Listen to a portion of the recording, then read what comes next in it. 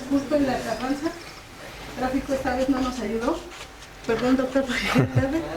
Pero bueno, vamos a iniciar con nuestra última plática, dada por un académico. Les voy a leer una breve semblanza, ¿sale? De él.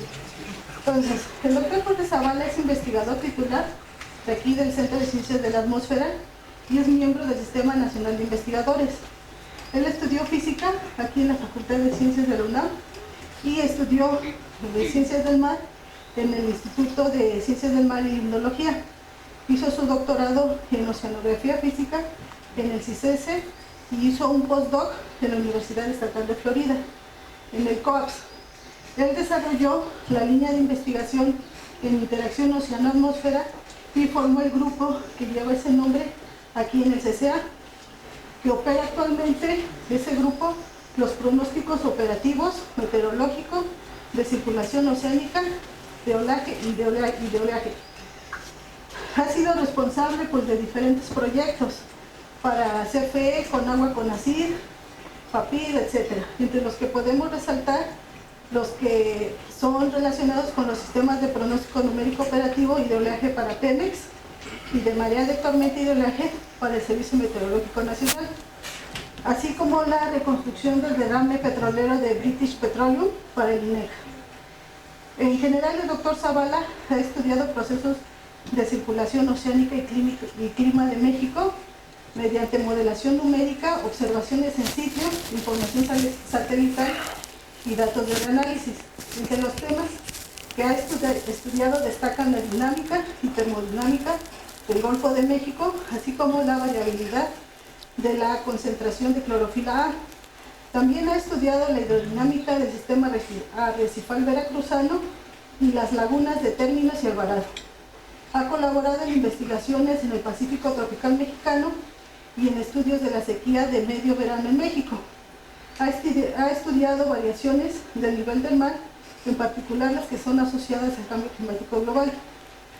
Desde finales del año 2006, él es jefe del Servicio Mareográfico Nacional, que está operado por el Instituto de Geofísica, y durante este periodo ha reconstruido y modernizado toda la red de mediciones.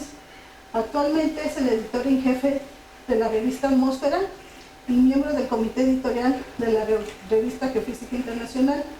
Cuenta obviamente con diversas publicaciones en revistas de un alto impacto relacionados con los temas que ya les leí ahorita, y ha dirigido, y afortunadamente sigue dirigiendo, tesis de licenciatura, maestría y doctorado. Entonces... Okay. Bueno, muchas gracias, Erika. Okay. Bueno, pues viendo el programa de las pláticas, ¿esto ya está funcionando? Sí. El programa de las pláticas, veo que ya están bastante familiarizados con la modelación numérica. De todas maneras, pues voy a dar un panorama general, básico, de lo que es la modelación numérica y lo que nosotros estamos haciendo. Mi objetivo es convencerlos de que es un tema sumamente importante y que en México no se le ha dado la importancia que merece. Y platicarles la situación actual, que el título dice eso, que es simulando el sistema Tierra. Efectivamente, hoy los modelos numéricos son capaces o están simulando el sistema Tierra en toda su complejidad, no solo la atmósfera, no solo la dinámica del océano, sino incluso los procesos biogeoquímicos que ocurren en el sistema Tierra. Yo estudié en la Facultad de Ciencias, igual que ustedes, y cuando yo estudié, y creo que todavía, nos decían que hay soluciones muy hermosas, analíticas, y que lo numérico es como algo sucio, ¿no?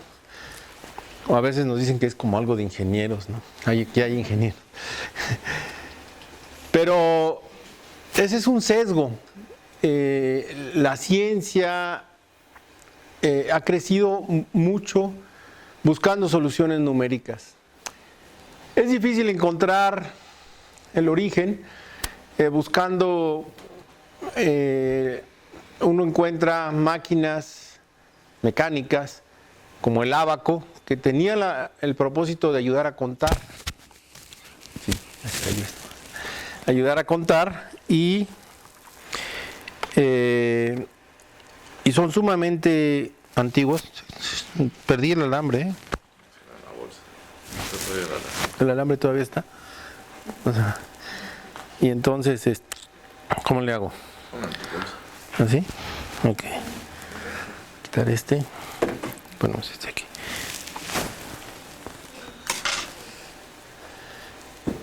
Y eso, por ejemplo, en el caso de la Facultad de Ciencias y por lo tanto de México, ha creado un sesgo de poca importancia en los cálculos numéricos. Bueno, en el caso más reciente, pues hay máquinas dedicadas a hacer cálculos. Como efectivamente, como comentaba Erika, yo estoy a cargo de la red mariográfica de la UNAM, que es la red mariográfica nacional, pues sí me ha llamado la atención estas máquinas que se elaboraron en los 1800, capaces de pronosticar la marea. Quizá ustedes hayan visto una serie de tiempo de nivel del mar, y son algunas de las series más bonitas que puede haber, en el sentido de que efectivamente se ven como suma de senos y cosenos, y que uno puede hacer una descomposición en armónicos y reconstruir muy bien esa serie. De hecho, si entran a la página del servicio mariográfico, ven el pronóstico para el tiempo presente y hacia adelante, y también ven las observaciones, y ven cómo las observaciones siguen el pronóstico, salvo por lo que no es marea astronómica. Es decir, el nivel del mar responde generalmente o principalmente a las fuerzas astronómicas, es decir, la gravedad de la Luna diferencial sobre la superficie de la Tierra, y la gravedad del Sol, que tampoco es homogénea sobre la superficie de la Tierra. Estas máquinas se construyeron con el propósito de pronosticar estas series, y son de gran importancia porque desde por ahí del 1600, 1500 empezaron a tomar mediciones en algunos sitios. Por ejemplo, en el puerto de Liverpool hubo un personaje que cada hora tomaba la medición del nivel del mar, y su ayudante, y lo anotaban. Y con esa serie se pudieron construir los primeros análisis, y finalmente fueron utilizados para construir pronósticos. ¿Por qué lo hacían? Porque cuando entran los barcos y hay marea baja, se encallan, y puede ser hasta catastrófico. Entonces tenía una importancia comercial o militar, etcétera. Entonces por eso se empezaron a desarrollar este tipo de máquinas.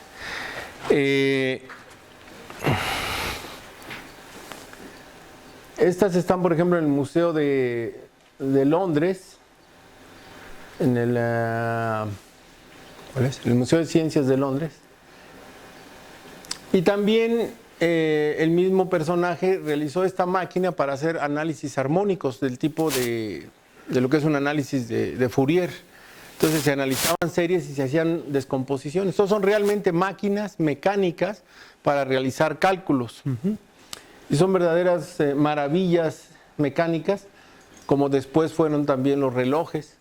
Los relojes también tienen su historia.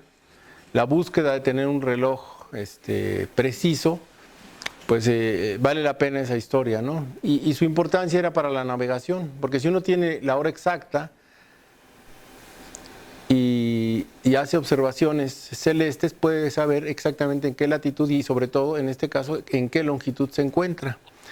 Y ese era uno de los problemas más importantes que dieron lugar al desarrollo de una de las máquinas más precisas que se han desarrollado, que son los relojes, máquinas mecánicas. Las mareas se desarrollaron en la primera máquina que les mostré con 10 componentes. Es decir, finalmente la marea la podemos representar como la suma de una serie de armónicos. Uno que tiene 24 horas, otro que tiene 12, otro que tiene un poco más de 12 horas, etcétera, porque la luz, pues digamos, tarda en verla, en cruzar el mismo meridiano, no la vemos hoy y mañana 24 horas después cruzando sobre nosotros, sino tarda un poquito más porque gira alrededor de la Tierra, entonces va corriendo. y así se van dando distintas armónicos. De hecho, nosotros trabajamos normalmente como con 60, 50 y tantos. Y entonces fueron desarrollando máquinas cada vez más complejas, algunas llegando a tener hasta 50 componentes en 1946. Y los grandes puertos del planeta compraban una máquina de estos para su puerto y estos cuates se hicieron ricos. Bueno, ese es un comentario al margen. Vendiendo, bueno, en Dodson, vendiendo esta máquina a distintos puertos. Entonces, todo puerto importante quería tener una máquina para pronosticar la marea en su puerto. Ese es algo muy regional. Bueno, por otro lado, la meteorología nace como una ciencia descriptiva. Hay varias ciencias como la geografía, la oceanografía, la meteorología, que nacen, digamos, como su palabra lo dice, medio asociadas a una cuestión descriptiva. O sea, que la geografía o la oceanografía pues es graficar el océano. Y ya algo más científico es como la oceanología, o sea, el tratado del océano, logos tratado. Y a principios del siglo pasado hubo una corriente que empezó a decir, bueno, no, pero podemos nosotros aplicar las leyes de la física para entender el movimiento de los grandes sistemas meteorológicos. Y Richardson escribió un libro en 1922 y donde hace toda una descripción metodológica de cómo a partir de una serie de observaciones y de cálculos, digamos, de la presión, como fuerza dominante en la presión y la fuerza de Coriolis, podía él pronosticar cómo se iban a desplazar los sistemas meteorológicos 24 horas hacia adelante. Y él consiguió un grupo así o más grande de personas y a cada uno les repartió la tarea y les dijo, a ver, tú vas a calcular estas ecuaciones, te tocan hacer estos cálculos y luego se los pasas a tu compañera y ella va a hacer otros y de esa manera vas a hacer un pasito de tiempo hacia adelante y luego otro y otro y otro y entre todos vamos a construir un pronóstico a 24 horas. Hizo ese ejercicio, se tardó más que los 24 horas, pero una prueba de concepto, así se dice, pero le salió muy mal. Y no entendieron bien sino hasta mucho tiempo después. Sin embargo, él escribió esto que está en su libro, por ahí lo tengo, el que lo quiera se los paso en PDF. Dice, algo así como posiblemente algún día en el futuro será posible tener cálculos más rápidos que lo que avanza el tiempo meteorológico, y a un costo razonable, porque aquello este experimento era bastante costoso, que salven el trabajo manual para poder, pues digamos, poder realizar este sueño. Años más tarde, aquí no lo puse, otro grupo de estudiosos analizó por qué le había fallado a él. Y le había fallado porque hay que cumplir algunas reglas numéricas cuando se hacen los cálculos numéricos. En este caso, que el paso de tiempo depende del tamaño de la malla que él había construido. Es decir, había convertido el mapa en una especie de cuadrícula, en una malla, e iba haciendo cálculos en esa malla para poder ver cómo iba a avanzar el tiempo. Es verdaderamente una revolución en el concepto, porque realmente estableció los lineamientos de lo que es el pronóstico numérico hoy en día. Ahora, ¿cómo se hace el pronóstico numérico? La verdad es que esto nos lo enseñaron en la secundaria. Fuerza igual a masa por aceleración. O sea, lo que mueve el océano o lo que mueve la atmósfera es fundamentalmente las fuerzas. Y lo que tenemos son aceleraciones. Eso es lo que nosotros tenemos. Ahora, ¿cuáles son las fuerzas que actúan? Bueno, actúa la fuerza de gravedad, actúa la rotación de la Tierra a través de lo que llamamos la fuerza de Coriolis, actúa las diferencias de presión. Digamos, si hay una presión más alta aquí que allá, pues entonces se tiende a ir, digamos, el agua o el aire de la alta hacia la baja presión. Luego se desvía por Coriolis. Y la fricción, que siempre está ahí. O sea que las fuerzas que tenemos son las mismas que las que tenemos para una pelotita o para este micrófono. Si lo tiro, se cae, ¿no? Por la gravedad.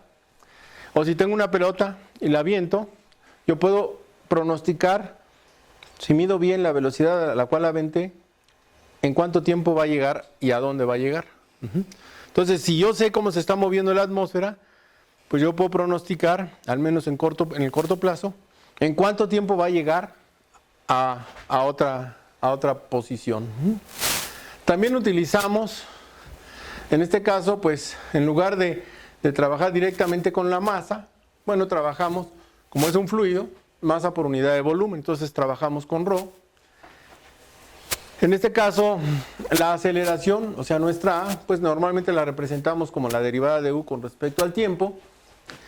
Además, utilizamos las leyes de conservación, es decir, la masa no se crea ni se destruye, bueno, entonces eso se tiene que cumplir. Y además, en el caso del sistema Tierra, pues la conservación del calor es muy importante.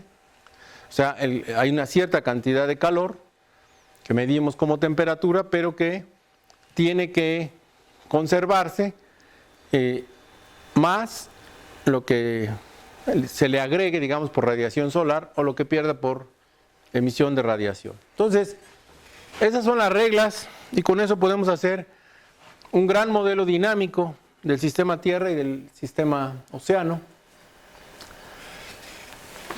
Y bueno, pues, por ejemplo, un modelo completo del océano está gobernado por estas ecuaciones. No son más que estas, no es mucho que esto, realmente. Y bueno, revisamos, no quiero que entiendan todos los términos, pero digamos nuestra aceleración de U en dt, que acabo de poner, los términos que nosotros llamamos advectivos, es decir, que si una parcela de agua está caliente y se mueve, cuando llegue aquí pues va a provocar que en este punto aumente la temperatura. Si por ejemplo hay un río, una descarga, bueno, pues hay que poner esto como una fuente, la fuerza de Coriolis, el gradiente de presión y luego pues fuerzas de fricción con fondo o de disipación. Y esto para la componente U, o sea zonal, para la componente meridional. La vertical a veces la simplificamos.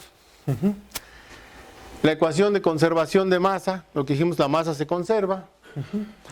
Una ecuación para la temperatura, donde tenemos cómo cambia la temperatura respecto al tiempo, debido a el transporte de parcelas de agua o de aire con distinta temperatura, términos fuente, y luego tenemos la difusión, y aquí me puso Y. Esta Y es una fuente, creo. Ah, sí.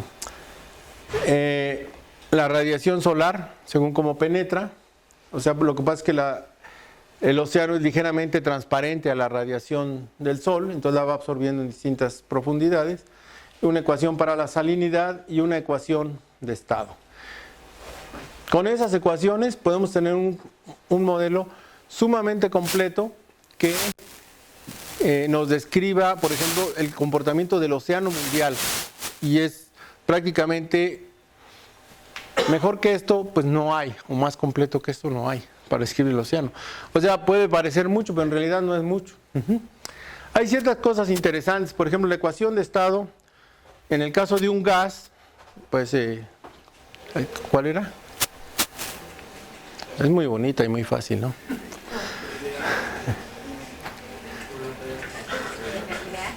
¿Cómo?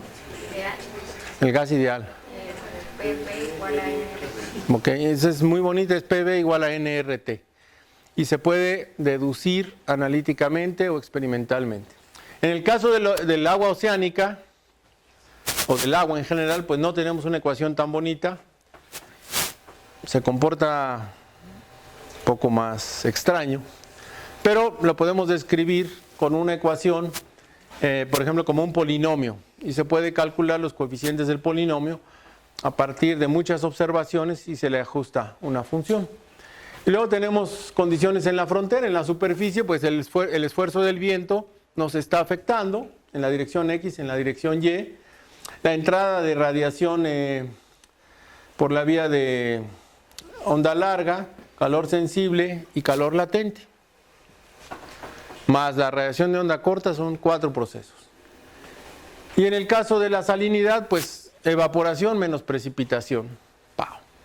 ¿Verdad? O sea, no pretendo que entiendan todos los detalles, pero que vean que efectivamente es un conjunto de soluciones relativamente sencillas. Ahora, en la Facultad de Ciencias nos dijeron que este sistema es feo porque no se puede resolver analíticamente. No, no se puede resolver analíticamente. Antes hasta daban premios al que encontrara soluciones analíticas de ecuaciones, pero un sistema de ecuaciones diferenciales parciales acoplado, que es un modelo numérico, eso es lo que es un modelo numérico, no se puede resolver analíticamente y se puede resolver numéricamente, con una solución aproximada, no exacta, y buscamos que cada vez nuestras soluciones sean mejores, y eso depende de varios factores, de que estos procesos los hagamos, tengamos mejor representación de ellos, que nuestra aproximación analítica sea más cercana a la solución, nuestra solución numérica sea lo más cercano posible a la solución analítica, que tengamos buenas observaciones para forzar nuestro modelo. Pero bueno, eso es un modelo numérico. Y uno de la atmósfera pues es casi lo mismo, aunque en el caso de la atmósfera tenemos el hecho de que el agua cambia de fase vapor a fase líquida y de fase líquida a fase hielo, y coexisten. En las nubes altas, y ustedes ya lo saben muy bien, hay nubes que son de cristales de hielo, y las nubes calientes son de agua, y hay vapor de agua que es vapor. No, las nubes no son vapor, las nubes son agua, y entonces eso agrega una particularidad, y el océano pues tiene la salinidad, que es otra particularidad.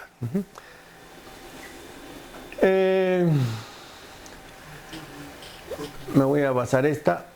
Ahora es casi lo mismo que les acabo de poner, por eso me la salté. Pero veamos. Entonces, ¿qué es un modelo numérico? En realidad, por ejemplo, aquí tendríamos un modelo entre atmósfera y océano acoplado. Y lo primero que hay que señalar es que la solución no es en todo el dominio, sino solamente en ciertos puntos. Y eso podemos tener una cuadrícula más fina y entonces tenemos más puntos en la solución. Eso es lo primero que hay que tener. Lo segundo es que hay que tener información de las condiciones iniciales. Si vamos a hacer el pronóstico para mañana, tenemos que saber cómo está hoy la atmósfera.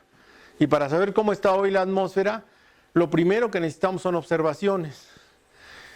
Además de tener observaciones, pues como no tenemos observaciones en todos los sitios y en todo momento, pues tenemos que hacer como interpolaciones, vamos a decir, para construir un campo en 3 dimensiones aproximado a nuestras observaciones y que además sea más o menos compatible con mis ecuaciones. Pasa como que en el ajuste de una recta. Cuando ajustan la recta, los puntos no pasan por la recta.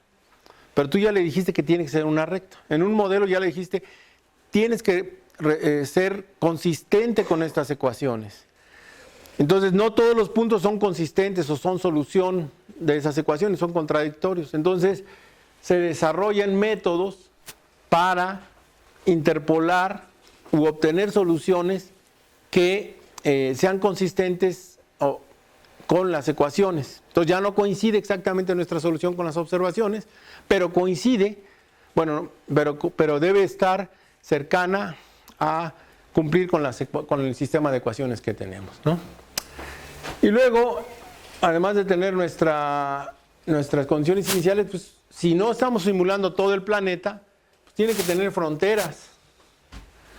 Y entonces, por ejemplo, si hay una corriente que está entrando por aquí o una alta presión que está entrando por aquí, pues tenemos que tener esa información y sabérsela dar al modelo, de alguna manera.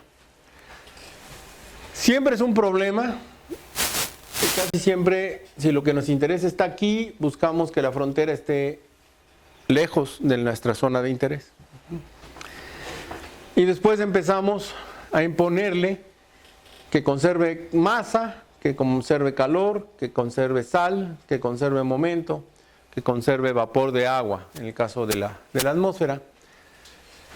Y vamos poniendo lo que llamamos parametrizaciones para los intercambios de calor, para el esfuerzo del viento, para la evaporación, para la radiación solar, para la radiación terrestre.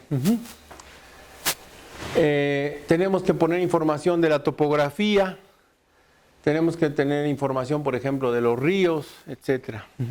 Y todo eso pues va sumando complejidad a nuestro sistema, bueno, a nuestro sistema. Pero realmente el núcleo duro pues son las ecuaciones que vimos. El sistema de ecuaciones más sencillo que existe, que describe bastante bien muchos problemas de la realidad, es el modelo de aguas someras. Sencillo. Aceleración, Coriolis, gradiente de presión. Ese sistema. Esto es para U, o sea, la componente zonal, la componente meridional, y se conserva. Bueno, resulta que con estas ecuaciones yo puedo describir súper bien lo que pasa en un canal, por ejemplo. Muchos de los fenómenos que pasan en la naturaleza como un tsunami. O puedo describir muy bien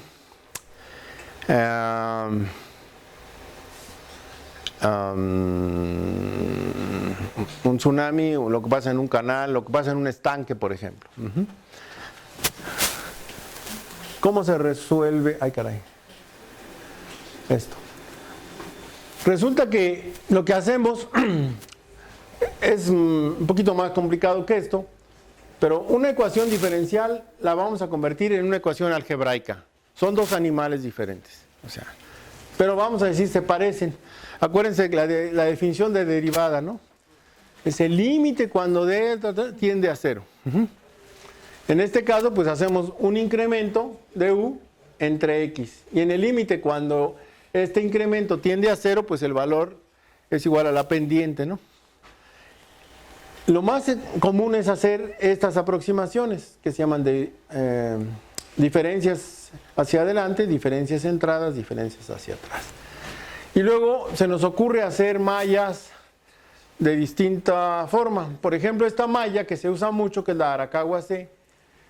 ¿Por qué la usamos así? Bueno, pues nada más porque si vamos a calcular du en dt, como estaba en la ecuación anterior, esta depende de dh en dx, y entonces, si yo tengo que u está en medio de estas h's, pues ya me sale el valor directamente. Entonces me ahorro una... hago más pequeño mi error, mi aproximación, que si los pongo en el mismo lugar. Claro, depende de qué ecuación esté yo resolviendo. Entonces resulta, fíjense nada más, que estos sistemas de ecuaciones se pueden aproximar con estas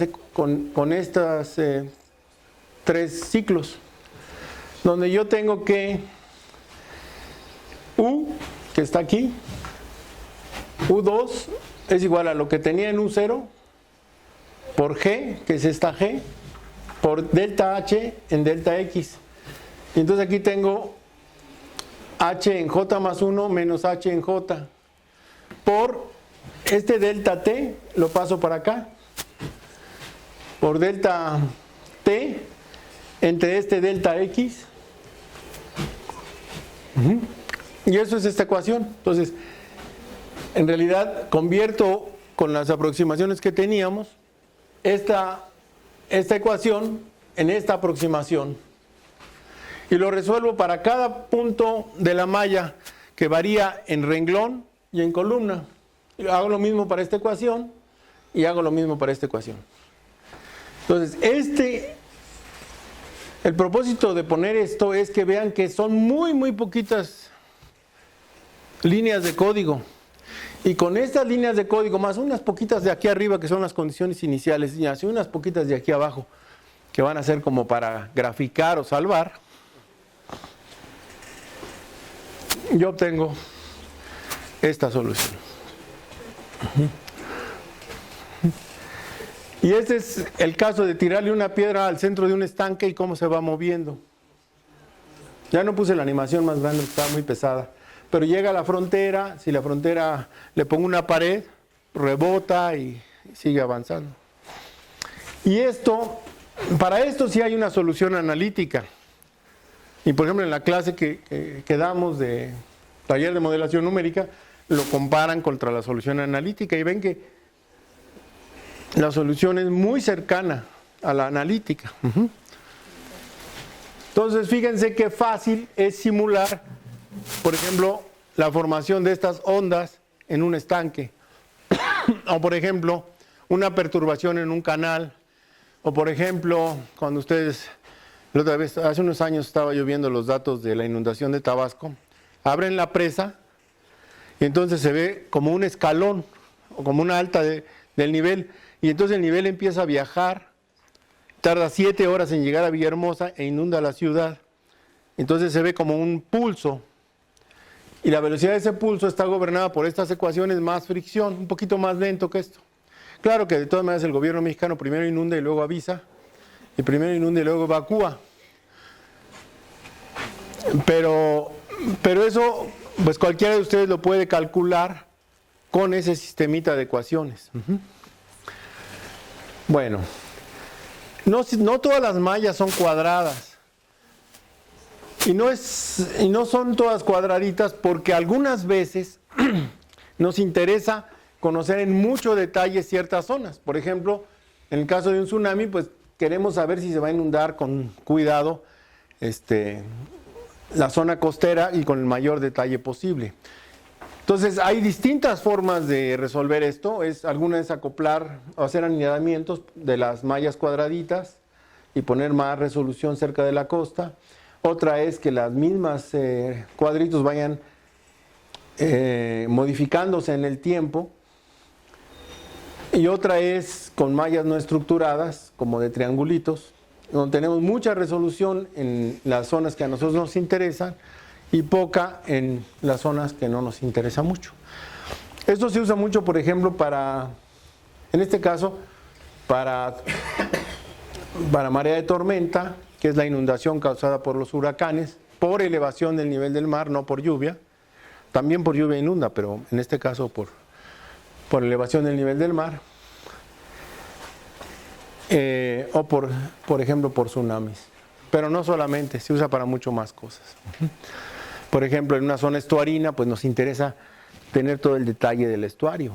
En particular, la marea de tormenta a mí me ha preocupado mucho desde hace muchos años porque el siglo pasado, por catástrofes naturales, murieron más personas por ese fenómeno que por cualquier otro. O sea, hubo un evento, por ejemplo, en Bangladesh, donde murieron de un solo evento 300,000 personas. En Galveston, más o menos a principios del siglo pasado, por ahí, no me acuerdo si fue en 1900 o 1905, murieron 50,000 personas. ¿Qué es lo que pasa? Que llega el huracán y entra una gran, vamos a decir, una gran invasión de agua, igual que un tsunami, y penetra cientos de metros o varios kilómetros adentro, costa adentro, y se lleva todo.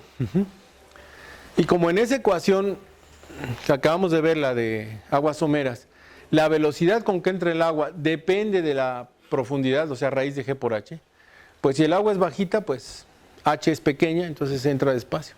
Pero si H es grande, entra como una gran corriente y se lleva todo a su paso. Eso le pasó a Nueva Orleans con el Katrina. El nivel medio del mar, no las olas, el nivel medio del mar subió 4 o 5 metros y sobre de este hubo olas. Invadió y oficialmente murieron un poco más de 1,800 personas. Volvió a suceder en el 2007, creo, u 8, con el huracán Ike, que le pegó muy fuerte a Texas. Ahí se evacuaron, pero también inundó. Y volvió a suceder con el huracán Sandy, que le pegó a los estados del Atlántico de Estados Unidos en el 2013, me parece. O sea, no es algo tan raro. Hay un libro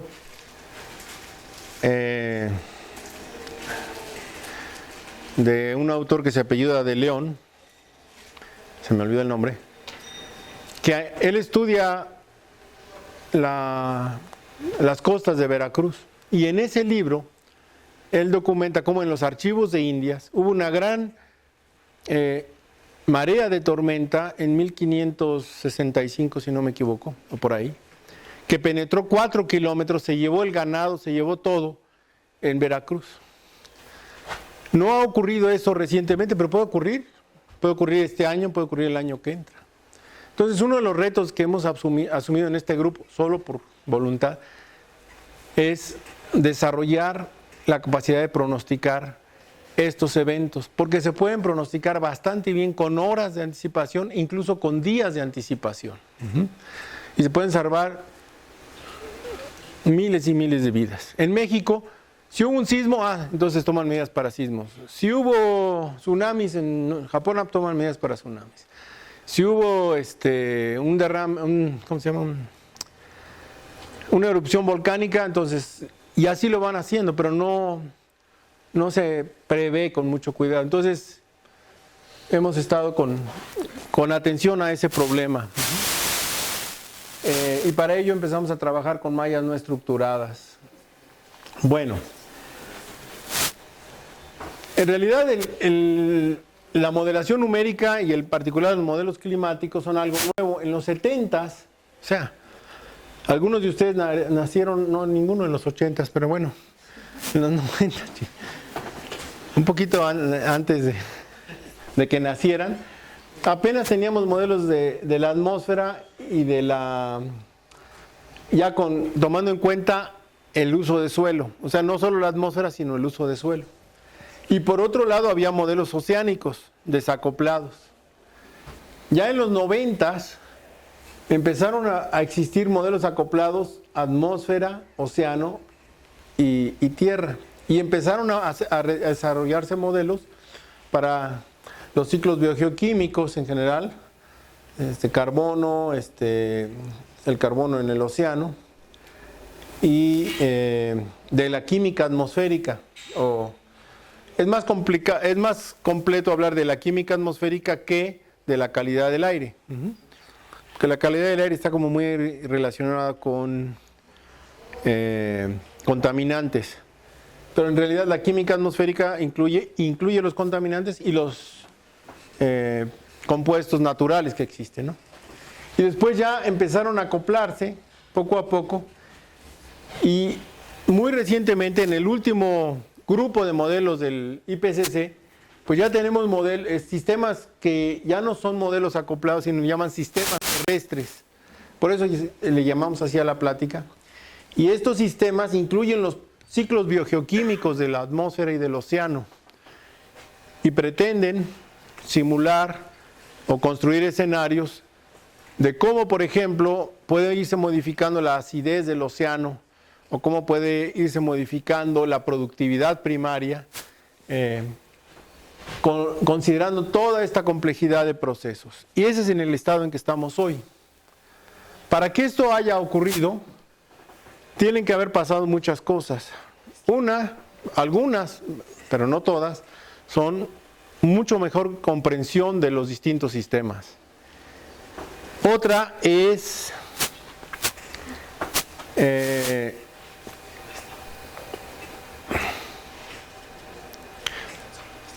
observaciones mucho mayores, sobre todo con los satélites, que dan una cobertura planetaria. Entonces ya tenemos información de todo el planeta.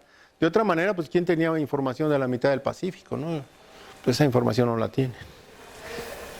Y la otra es la teoría, el conocimiento, y otra es el desarrollo de las computadoras. Es increíble, ¿no?, cómo cambia la capacidad de cómputo. Aquí está medido en un número de operaciones por segundo, número de operaciones de punto flotante. Y vemos cómo esta escala es logarítmica. Entonces, más o menos cada 10 años, bueno, digamos de aquí, la pendiente va de 100 a no sé qué. 3, 6, a 10 a las 7. Y estamos hablando de poco más de 20 años. El crecimiento es enorme, ¿no? Entonces, por ejemplo, la supercomputadora, la UNAM MISTLI, ahorita está como en las mejores 500 del mundo en el año 2012. La que tenemos nosotros, que todavía no la estrenamos, está en cajas porque no es tan fácil a veces convencer a las autoridades de que esto es prioritario. Esa es la realidad. Está como las 500 mejores del mundo en el 2000, por ahí del 8. Y esto pues nos da una idea de cómo están creciendo. Hoy en día hay tecnologías nuevas que permiten esperar que esta tendencia, que aquí parecía que empezaba a disminuir, siga subiendo, ¿no? Entonces eso es una de las cosas que nos permiten aspirar a modelar cada vez sistemas más complejos, incluso sistemas con mucho detalle y regionales, que no los van a modelar los extranjeros. ¿Para qué hemos hecho nosotros? Bueno, la verdad nosotros hemos hecho fundamentalmente estudios numéricos.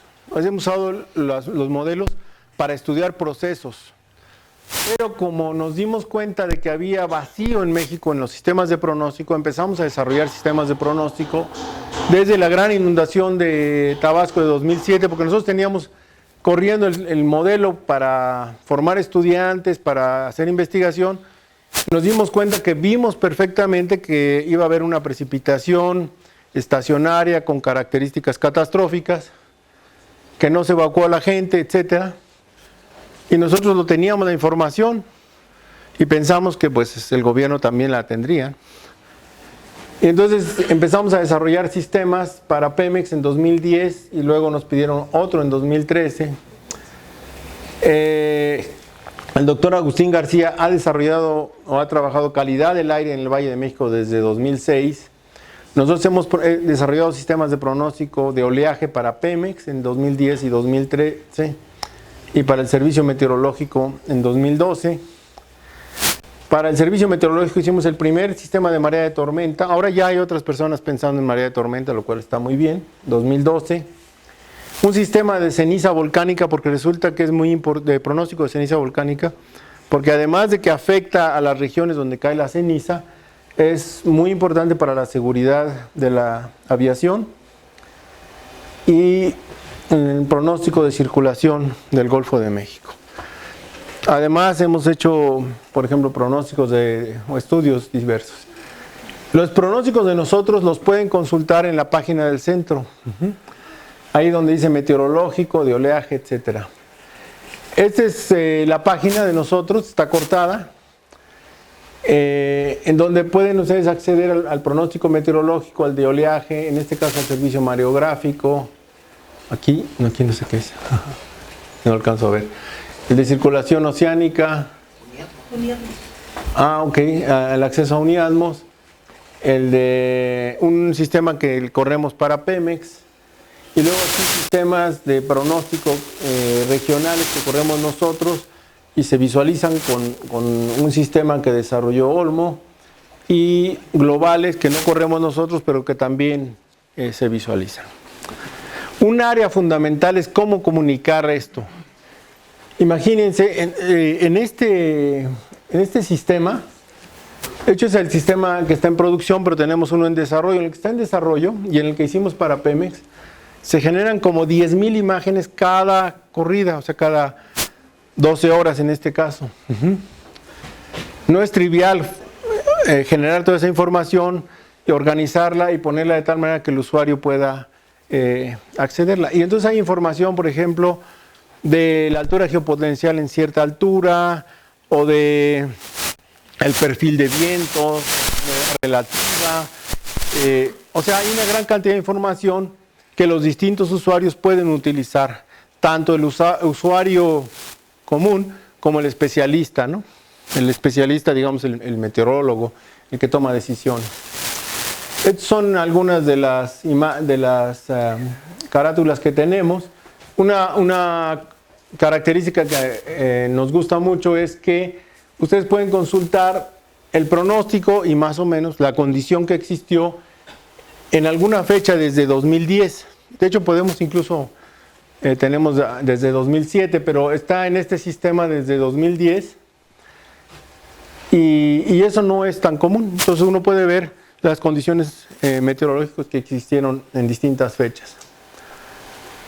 Este es un ejemplo de una animación del huracán Ernesto. El azul es la línea oficial y el otro es el pronóstico que nosotros hicimos. Este es un ejemplo del pronóstico de oleaje. Lo que nos muestra aquí es la altura del oleaje, se llama altura significante, que es una estadística de las olas. Y entonces se puede ver que con un norte se desarrolla una zona de oleaje importante que llega a más de 4 metros, digamos ya con 3 metros no puede navegar una panguita de pescado porque se hunde. Este es el oleaje, por ejemplo, asociado al huracán Ernesto, donde vemos olas hasta de 9 metros o 10 metros, que ya incluso una embarcación mayor también se puede hundir. Este es un ejemplo del pronóstico de circulación del Golfo de México. Y algunos estudios que hemos hecho, por ejemplo, el derrame petrolero. Entonces lo que aquí se ve es el destino del petróleo en distintas profundidades. Por ejemplo, aquí se ve cómo se acumuló fundamentalmente en toda la zona norte. En principio, nuestros resultados nos indican que no llegó a las costas mexicanas. Y bueno, el análisis de las plumas profundas. Este es un resultado con mallas no estructuradas, donde lo que se pretende es simular la llegada de un huracán a la zona de Veracruz. Esta es la zona de Veracruz y Boca del Río, Santón Lizardo. Entonces se ve como toda esta zona se inunda cuando llega este huracán. Entonces corrieron más de 300 escenarios cambiando el punto al cual llega el huracán. Llegaba aquí, aquí, por aquí, por aquí. La dirección, digamos, venía de así, íbamos cambiando. La intensidad del huracán y la velocidad en que se desplaza el huracán. Porque si va avanzando muy rápido, resulta que crea menos daño que si avanza a cierta velocidad lento, ¿no?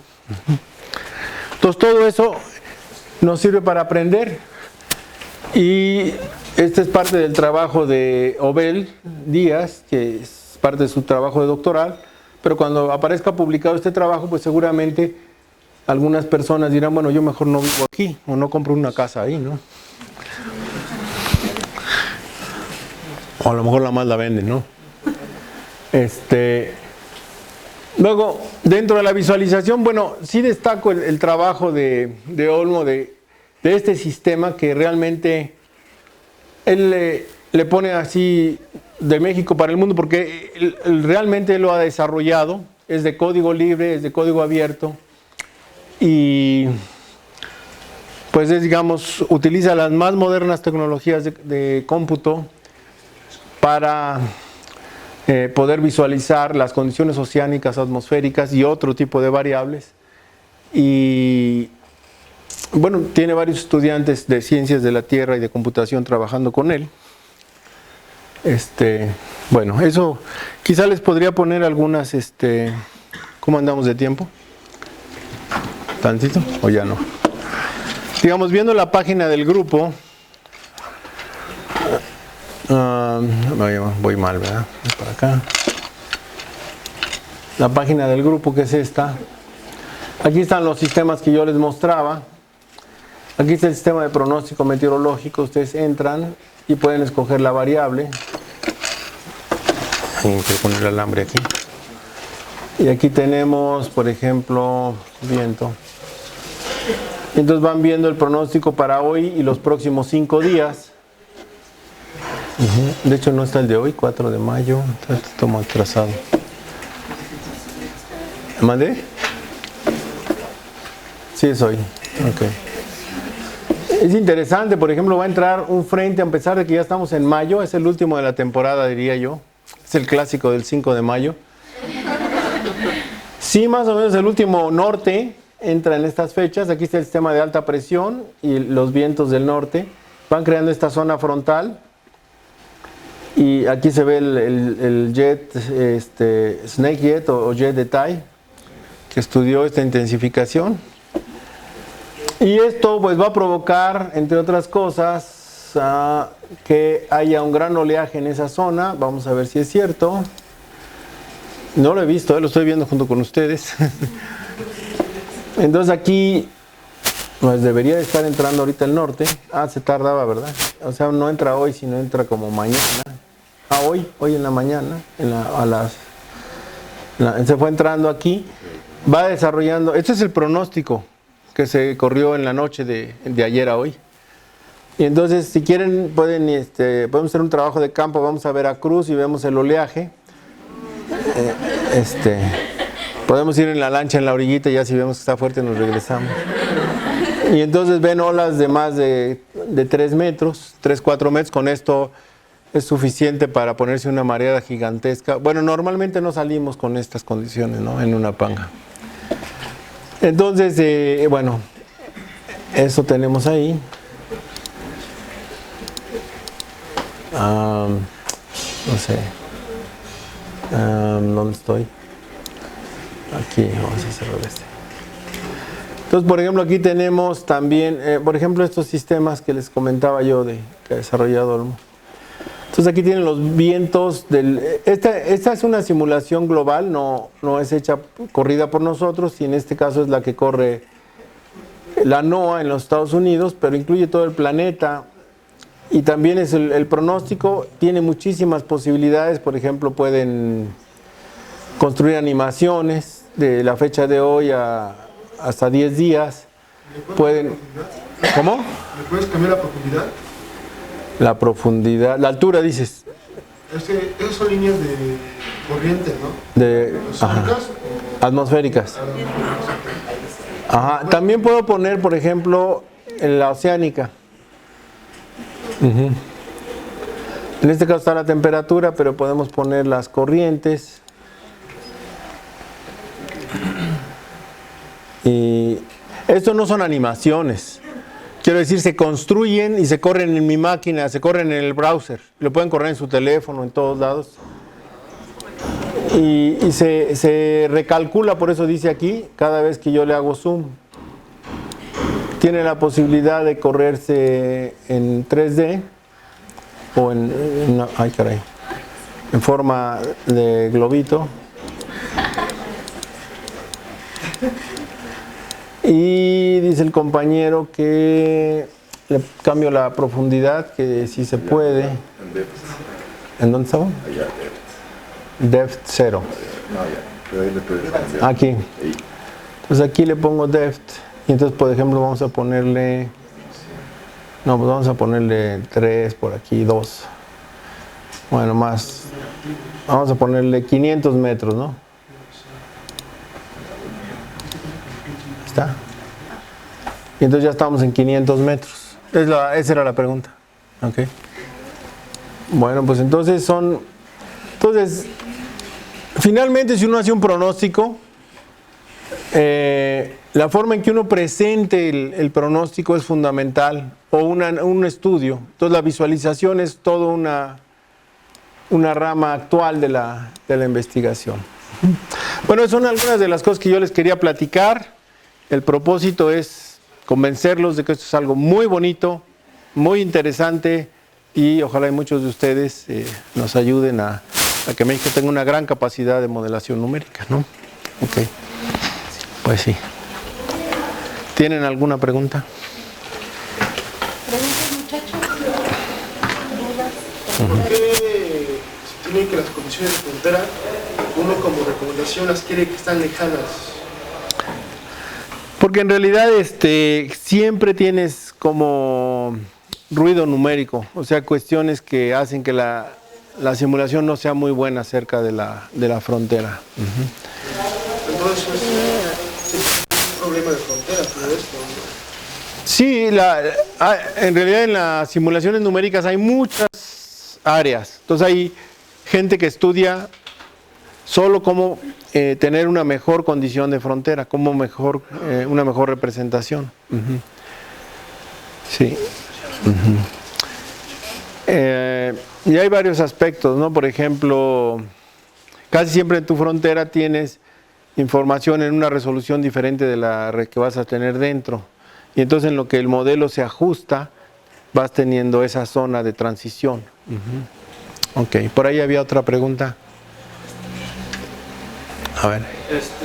Habías puesto una mallita que era para encontrar como soluciones de estos sistemas, ¿no? Entonces, mi pregunta sería, ¿qué aproximaciones numéricas resultan ser más eficientes para resolver estos dilemas? Bueno, en realidad no hay una respuesta clara, pero digamos para la ecuación de advección pues hay varias aproximaciones. Para el término de advección, para el término de difusión hay varias aproximaciones numéricas. Hay algunos que nosotros llamamos más costosos porque requieren más operaciones de cálculo. Por ejemplo, en la advección hay de segundo orden, hay de tercer orden.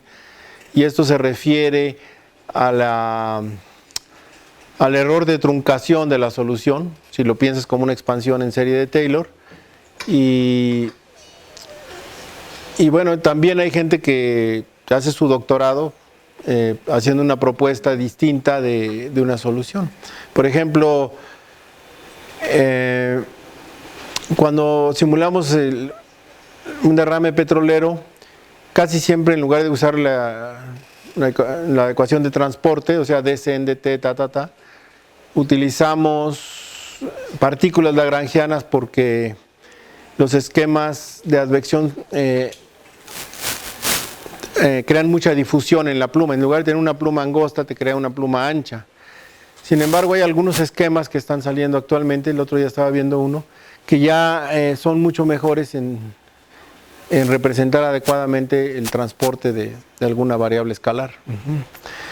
Entonces sí, hay una serie de esquemas y de reglas que se tienen que cumplir. Hay teoría sobre cómo probar algún esquema. Bueno, esas son algunas de las cosas que se ven en el curso de taller de modelación numérica. Por cierto. Bueno, que algunos lo tienen que llevar, ¿no? El próximo semestre. Una pregunta, en la situación nacional, con respecto a las observaciones, o sea, como la simulación numérica que está dando, ahorita está como muy en boga y se está poniendo mucho esfuerzo sobre los pronósticos, sobre la simulación. ¿Qué hay con respecto de las observaciones a nivel nacional? Porque, bueno, una complementa a la otra y es como la pregunta del primero huevo la gallina, pero en la situación nacional, ¿cómo estamos en observaciones? ¿Cómo estamos y qué tanto afecta esto a la simulación numérica? Bueno, en observaciones estamos mal, muy mal.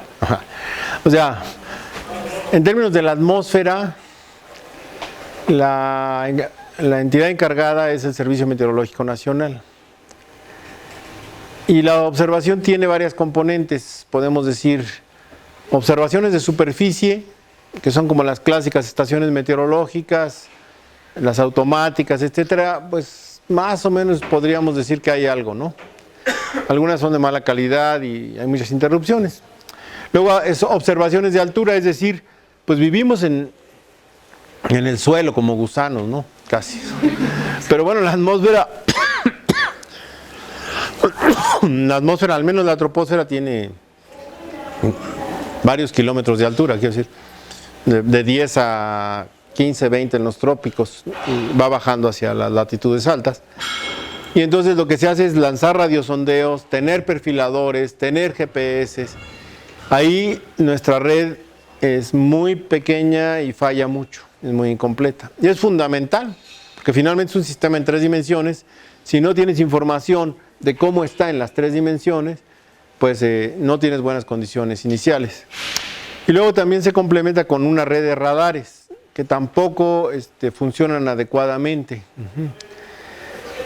Afortunadamente, también se complementa con satélite, y ahí, pues como no depende del Servicio Meteorológico Nacional, pues esa información ahí está. Y una de las cosas buenas de los Estados Unidos es que esa información satelital normalmente la han puesto gratis y disponible y en tiempo real en la red para casi todo el mundo. Es algo muy, muy comunista, muy bueno. Esperemos que con Trump no cambie, pero así ha sido. Y entonces esa información realmente ayuda a toda la comunidad. Hay satélites geoestacionarios que miran hacia nuestra región, pero hay otros que han puesto los europeos o los asiáticos, Japón, la India, China, etcétera, de tal manera que hay una cobertura del planeta, pero nosotros dependemos fundamentalmente de los satélites de la NOAA. Pero sí, nuestras observaciones es algo que hay que trabajar mucho. Y pues sí les platico, ¿no? Déjenme extenderme. Ya tengo varios años siguiendo esto. Cada sexenio se moderniza el Servicio Meteorológico Nacional. Y modernizarlo significa gastarse una lana en fierros, cabrón. Pero luego no hay gente que sepa qué onda. O sea, el problema es fundamentalmente de gente. Y ahí el centro o la UNAM es corresponsable, porque no se ha formado bastante gente. La UNAM y quizá otras instituciones académicas, pero no hay suficiente gente capaz que pueda operar esto, ¿no? Entonces, por ejemplo, hay un grupito muy pequeño de jóvenes en Pemex que hacen trabajos heroicos y lo que hacen ellos es de mucho mejor calidad que lo que hace el Servicio Meteorológico Nacional. En cuanto a análisis, a organizar, todo. Pero sí hay un problema muy, muy importante, yo diría número uno de personal. O sea, lo más importante es la gente. Y luego pues ya los fierros pues los va uno operando, ¿no? Porque se compran cosas y se tira dinero nomás. Luego le dan las concesiones a las empresas y se acaba el contrato y pues ya se acabó, se queda uno exactamente en cero, ¿no? Problema de continuidad también, ¿no? No hay continuidad. Sí, pero en general si tú le das un contrato a una empresa, le dan el contrato a la empresa, casi siempre extranjera, lo echa a andar, opera durante 1, 2, 3 años del tiempo del contrato, se acaba y eso se cae totalmente. Y entonces no hay seguimiento, no hay esa continuidad que es necesaria en estos casos. Bueno. ¿Más preguntas, muchachos? ¿No? Bueno. Entonces vamos a hacer la entrega al doctor de su reconocimiento. Muchas gracias.